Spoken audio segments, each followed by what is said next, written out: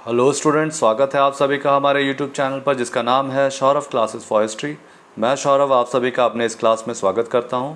आज मैं प्राचीन भारतीय इतिहास से एक काफ़ी महत्वपूर्ण और रोचक विषय गुप्त काल के स्वर्ण युग की सार्थकता को स्पष्ट करें।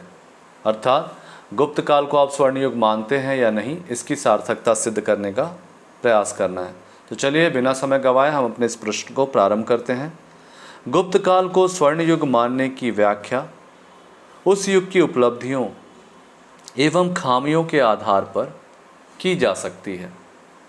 गुप्त शासकों ने मौर्यों के पश्चात विखंडित भारत को एक सूत्रबद्ध किया एवं इस युग में भारत ने अभूतपूर्व सांस्कृतिक विकास को देखा। इसी आधार पर कुछ इतिहासकारों ने इसे स्वर्ण युग मान लिया है। यदि सावधानीपूर्वक गुप्त काल की उपलब्धियों की विवेचना की जाए तो स्पष्ट होगा कि सिर्फ उच्च वर्गों की संपन्नता के आधार पर ही कुछ इतिहासकारों ने इस युग को अत्यंत गौरवशाली मान लिया है, जो उचित नहीं है। जहाँ तक सर्वसाधारण का प्रश्न है तो यह वर्ग गुप्त काल में भी शोषित ही रहा। सामाजिक, आर्थिक, राजनीतिक, यहाँ तक कि सांस्कृतिक क्षेत्रों में उत्पन्न सामंतवाद की प्रवृत्ति ने सामाजिक विघटन को और मजबूत किया। इस दृष्टिकोण से स्वर्ण युग की धारणा निर्मूल प्रतीत होती है। अब हम इसके अचीवमेंट्स को देखेंगे, इस काल के अचीवमेंट्स। यद्यपि गुप्त काल में ब्राह्मण धर्म को काफ़ी प्रोत्साहन दिया गया, फिर भी धार्मिक सहिष्णुता इस युग की महान उपलब्धि थी। इसकी पुष्टि फाहियान भी करता है। इस काल में वैष्णव, बौद्ध, जैन आदि धर्म भी फल फूल रहे थे। इस काल में स्थापत्य, मूर्तिकला एवं चित्रकला के क्षेत्र में भी काफ़ी प्रगति हुई। इस काल की कला में धर्म का स्पष्ट प्रभाव था।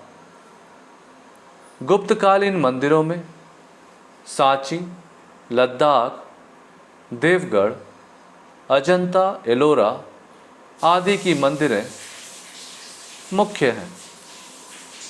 मूर्ति निर्माण केंद्रों में मथुरा, पाटलिपुत्र, अमरावती इस युग में प्रसिद्ध हैं थी।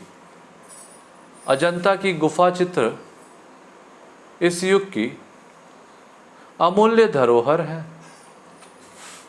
इस काल में बर्तन एवं सिक्कों के निर्माण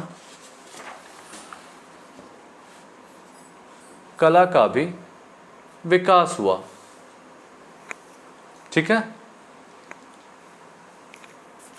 बर्तन, सुंदर बर्तन बनाने के लिए इन लोगों ने कुषाणों से प्रेरणा ली। इस समय धातुओं को गलाने एवं ढालने के क्षेत्र में अद्भुत प्रगति हुई। इस संबंध में मेहरौली के लौह स्तंभ का उल्लेख किया जा सकता है, जिसमें अभी तक जंग नहीं लगा है।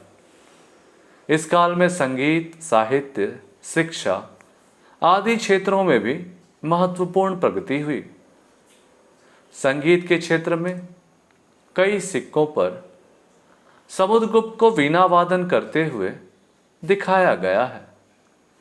साहित्य के क्षेत्र में विभिन्न विधाओं का अभूतपूर्व विकास हुआ। इस युग में कालिदास, शूद्रक, विशाखादत्त, अमर सिंह, वात्सायन आदि लेखक हुए। जिन्होंने अपनी कृतियों से इस काल को विभूषित किया। संस्कृत भाषा का भी अपूर्व विकास हुआ तथा शिलालेख, राजकीय पत्रों, मुद्राओं, प्रशस्तियों का भी लेखन संस्कृत में किया गया।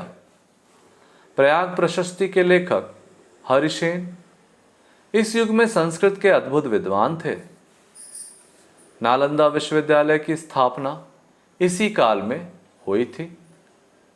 इसी दौरान भारतीय दर्शन के 6 दर्शन वैशेषिक, न्याय, योग, मीमांसा, वेदांत, सांख्य का संकलन हुआ। साथ ही विज्ञान और खगोल के क्षेत्र में भी गुप्त काल ने अद्भुत ख्याति हासिल की। आर्यभट्ट, वराहमिहिर, धन्वंतरी आदि इसी काल में हुए। गुप्त काल में विदेशों से भी भारत का संपर्क बना रहा एवं चीन, जावा, सुमात्रा, बाली आदि पूर्वी द्वीप समूहों में भारतीय संस्कृति का निरंतर प्रसार होता रहा। अब हम इसकी आलोचना देखेंगे क्रिटिसिज्म में।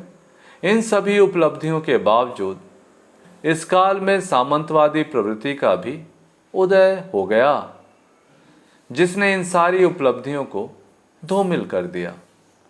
इस काल में साहित्य, कला, विज्ञान आदि के क्षेत्र में काफ़ी प्रगति हुई, किंतु सामंतवाद के विकास के कारण आर्थिक, सामाजिक क्रियाकलापों में श्रेणी का महत्व बढ़ने लगा।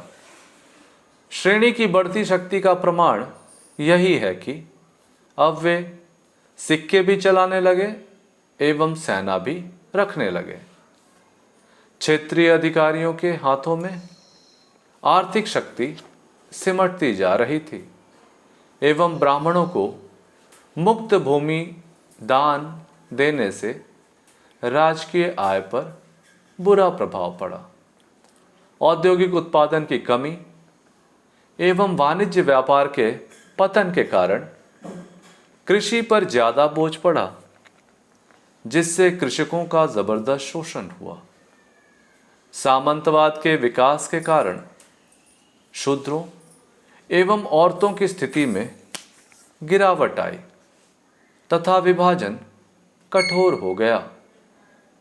बाल विवाह, सती प्रथा, पर्दा प्रथा आदि सामाजिक कुरीतियां काफ़ी बढ़ गईं। अब हम इसका मूल्यांकन अथवा इवैल्यूएशन करते हैं।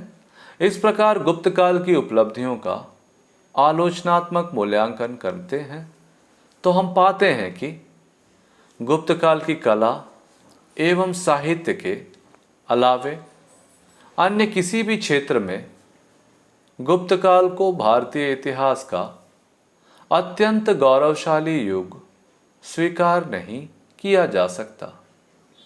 इसी कारण आधुनिक इतिहासकारों ने स्वर्ण युग की धारणा को राष्ट्रवादी इतिहासकारों की कपोल कल्पना माना है। वस्तुतः स्वर्ण युग की सार्थकता तो तभी स्वीकार की जा सकती है जब जीवन के प्रत्येक क्षेत्र में समृद्धता आए एवं जनसाधारण शोषण से मुक्त हो। इस दृष्टिकोण से स्वर्ण युग को अतीत में खोजना व्यर्थ है, बल्कि इसके लिए भविष्य की प्रतीक्षा करनी होगी। डॉक्टर रोमिला थापर ने गुप्त काल को क्लासिकल युग कहा है।